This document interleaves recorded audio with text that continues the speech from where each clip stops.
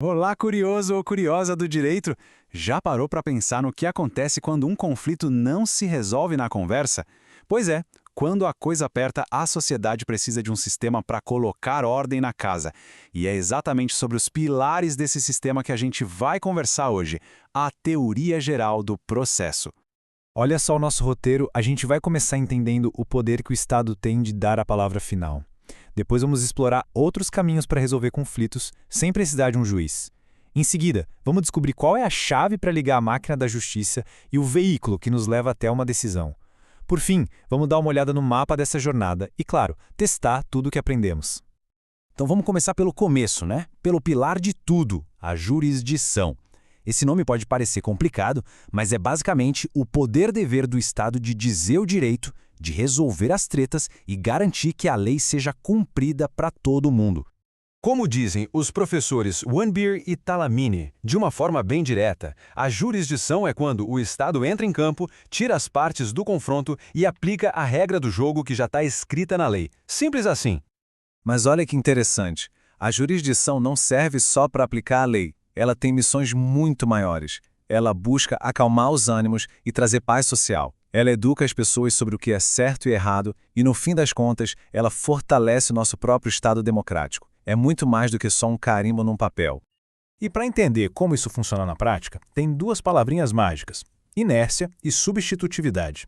A inércia quer dizer que o juiz não sai por aí procurando briga para resolver. Ele fica no canto dele, esperando alguém bater na porta. E a substitutividade é o seguinte: uma vez que alguém bate na porta, o Estado toma a frente e substitui a vontade das partes por uma decisão dele, que tem que ser obedecida. Mas beleza, bater na porta do juiz não é a única saída. Felizmente, existem outras portas, outros caminhos para se chegar a uma solução. É o que a gente chama de meios alternativos de resolução de conflitos.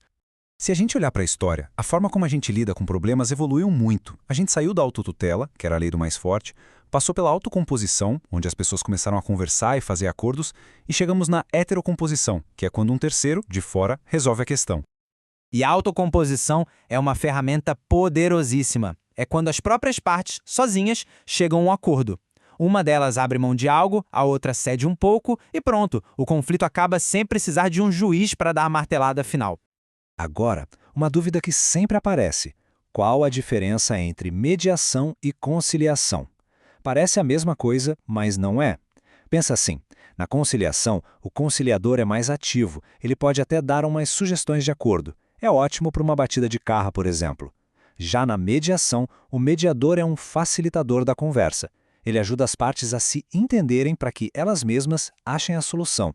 Perfeito para casos de família ou briga de sócios, onde a relação vai continuar. E ainda tem a arbitragem. Essa aqui é como se fosse um julgamento particular. As partes escolhem um especialista de confiança, o árbitro, e a decisão que ele tomar tem a mesmíssima força de uma sentença de um juiz. É uma alternativa super séria e formal. Certo. Então a gente já viu que existem vários caminhos para a paz. Mas e quando o caminho escolhido é o do Estado? Como a gente começa essa jornada formal? Bom, para isso a gente precisa de duas coisas: uma chave e um veículo. A chave, pessoal, é o que a gente chama de ação. É o nosso direito garantido na Constituição de provocar o judiciário. É o poder de chegar lá e dizer: Estado, eu tenho um problema, por favor, me ajuda a resolver.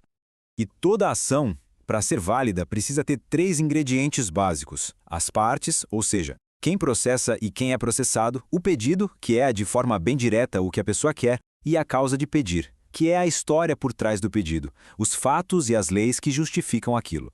Com a chave da ação em mãos, a gente dá a partida no processo. O processo é o veículo que vai nos levar até a decisão final. E como toda viagem, a gente precisa de um mapa, para não se perder no caminho. E aqui vem outra distinção fundamental. Processo é uma coisa, procedimento é outra. Pense no processo como a viagem inteira, a relação que se forma entre as partes e o juiz. Já o procedimento é o mapa, é o Waze da justiça, é a sequência de atos, o passo a passo que a lei manda seguir. E para essa viagem acontecer, o caminho tem que estar livre.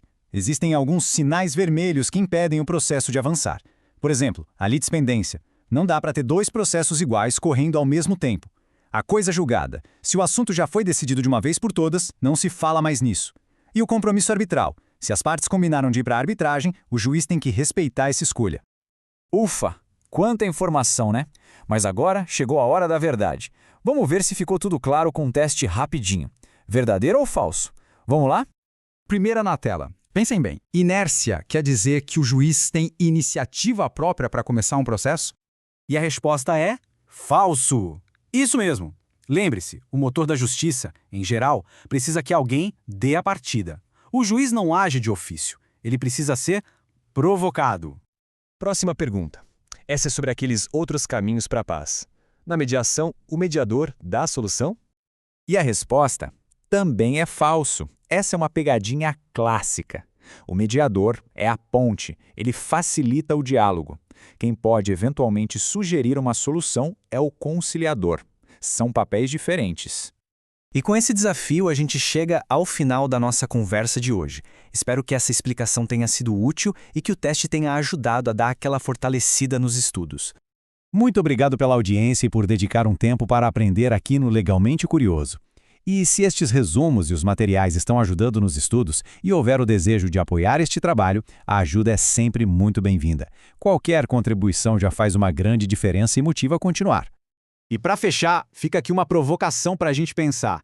Em que situações uma decisão obrigatória, dada por um árbitro particular, escolhido pelas partes, poderia ser considerada mais justa do que uma sentença de um juiz do Estado? Fica aí a reflexão. Um forte abraço e até a próxima.